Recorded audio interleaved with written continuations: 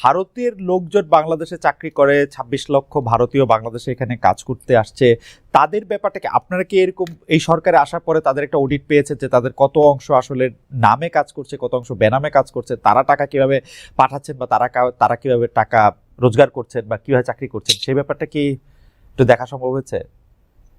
দেখুন, এটা নিয়ে কিন্তু আমরা এখনো ক্যাম্পেইন যেটা চালানো সেরকম কোনো কিছু আমরা করিনি। তবে আমরা সবসময় জানি যে একটা উল্লেখযোগ্য সংখ্যক, আমি কিন্তু সংখ্যাটা বলতে পারবো না, আমার মনে হয় কেউই এক্সাক্ট সংখ্যাটা বলতে পারবে না, উল্লেখযোগ্য সংখ্যক ভারতীয় এখানে চাকরি করেন এবং তাদের বেশ একটা অংশ কিন্তু আসলে ঠিক প্রপার এমপ্লয়মেন্ট ভিসা নিয়ে অনুমতি নিয়ে এখানে চাকরি করছেন না। কারণ আমি জানি যে এক দুজনের কথা, মানে অন্যান্য দেশে এক দুজনের কথা জানি যে অনেক ফর্মালিটি আছে, সেগুলি করে তারা চাকরি করছেন।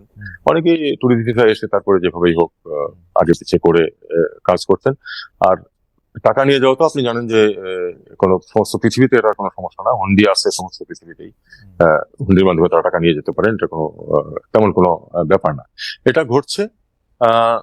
তবে আমরা অবশ্যই নীতিগতভাবে আমরা চাই যে ঠিক আছে, যেখানে আমাদের তাদের জন্য কর্মসংস্থানের সুযোগ আছে এবং আমাদের মার্কেটে যদি ডিমান্ড থেকে থাকে ওয়ার্ক মার্কেটে, জব মার্কেটে, তাহলে সেটা যদি তারা আসেন সেটা নিয়মের ভিতর দিয়ে আসতে হবে এবং work permit, proper work permit নিয়ে আসতে হবে।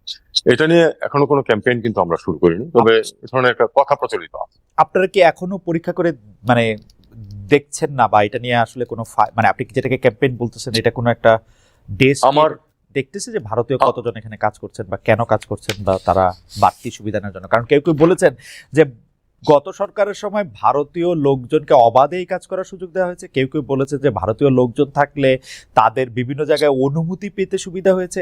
আপনাদের প্রায়োরিটিতে কি যারা এখানে চাকরি করছেন তারা, মানে ভারতীয় যারা চাকরি করছেন তাদের ওয়ার্ক পারমিট পরীক্ষা করা, তাদের অন্য বিষয়গুলি পরীক্ষা করা, টাকার পাওয়া, কত টাকা তারা এখানে খরচ করছেন, সেইগুলি কি মানে এই মুহূর্তে? এই সম্বন্ধে সঠিক এবং খুব বিস্তারিত তথ্য আমার কাছে নেই। তবে আমি নীতিগতভাবে বলতে পারি যে যারা কাজ করছেন তারা যদি ওয়ার্ক পারমিট নিয়ে কাজ করে থাকেন তাহলে সেটা তো অবশ্যই তারা লিগালি করছেন। যদি ওয়ার্ক পারমিট ছাড়া করে থাকেন তাহলে যে কোনো সময় তো তাদের বিরুদ্ধে মানে তাদের এমপ্লয়মেন্টের বিরুদ্ধে ব্যবস্থা নেওয়া যায়। এটা ভারতের আইনেও আছে, আমাদের আইনেও আছে। Ambassador Hossain, sorry adviser Hossain, আপনি কি এইটা দেখতেছেন যে ভারত বাংলাদেশের বিপক্ষে বলছে যে তারা চিকিৎসার জন্য ভিসা দিবে না, ভিসা একরকম বন্ধ রেখেছে, বাংলাদেশ থেকে কাজ করতে রোমানিয়া যাবে যেহেতু বাংলাদেশে এমবাসি নাই, ওদের এখানে এমবাসি আছে, সেটার জন্য তারা ভিসা দিচ্ছে না। আমাদের এখানে তারা কাজ করতেছে বা কাজ করতেছে না, কি প্রয়োজনে কাজ করতেছে, সেইটা কি আমাদের এই মুহূর্তেই দেখা উচিত না? বাংলাদেশে এতজন মানে কি বলে জানি শিক্ষিত বেকার আছে, আমরা এই নির্বাচনের আগে বা এই 5 আগস্টের আগে এটা আমরা অসংখ্যবার শুনেছি যে এরকম একটা পরিস্থিতির মধ্যে আমরা যাচ্ছি। আমরা এটাও শুনেছি যে ভারত যে রেমিটেন্স ভারতে নিয়ে আসে তার মধ্যে একটা বড় অংশ বাংলাদেশ থেকে নেয়। দেখুন, আপনি সর্বশেষ যে তথ্যটা দিলেন এটা কিন্তু ভারতীয় পত্রপত্রিকাতে আমি দেখেছি, আমি বাংলাদেশের কোনো পত্রিকায় দেখিনি। ভারতীয় পত্রপত্রিকাতে বা তাদের স্ট্যাটিস্টিক্সে দেখেছি যে বেশ বড় একটা অঙ্ক এখান থেকে রেমিটেন্স হিসেবে যায় এবং সেটা সম্ভবত ওয়ার্ল্ড ওয়াইড ভারতে যা রেমিটেন্স আছে তার 4th বা 5th পজিশনে। তার মানে এটা তো অফিসিয়ালি হতে যাচ্ছে, কারণ আনঅফিসিয়ালি ফিগারটা ওখানে আসে কিনা আমি জানি না। আপনার সরকার আসার পরে এটা পরীক্ষা করে দেখবেন না বা দেখার পরিকল্পনা? এটা যারা দেখার কথা তারা নিশ্চয়ই দেখছেন, তাদের আরো অনেক কাজ আছে, সেগুলিও তারা করছেন। পাশাপাশি আপনি জানেন যে অর্থনীতির অবস্থা অত্যন্ত নাজুক অবস্থায় আছে এবং সেটা সামাল দেওয়ার জন্য আমরা অত্যন্ত যোগ্য দুজন মানুষকে পেয়েছি, বাংলাদেশ ব্যাংকের গভর্নর এবং আপনার ফাইন্যান্স অ্যাডভাইজার। তারা এগুলি সবই সামাল দেওয়ার চেষ্টা করছেন। আমি আমার তরফ থেকে এটা নিয়ে কোনো কথা বলি না, কারণ প্রত্যেকেরই তো প্রায়োরিটিজ আছে।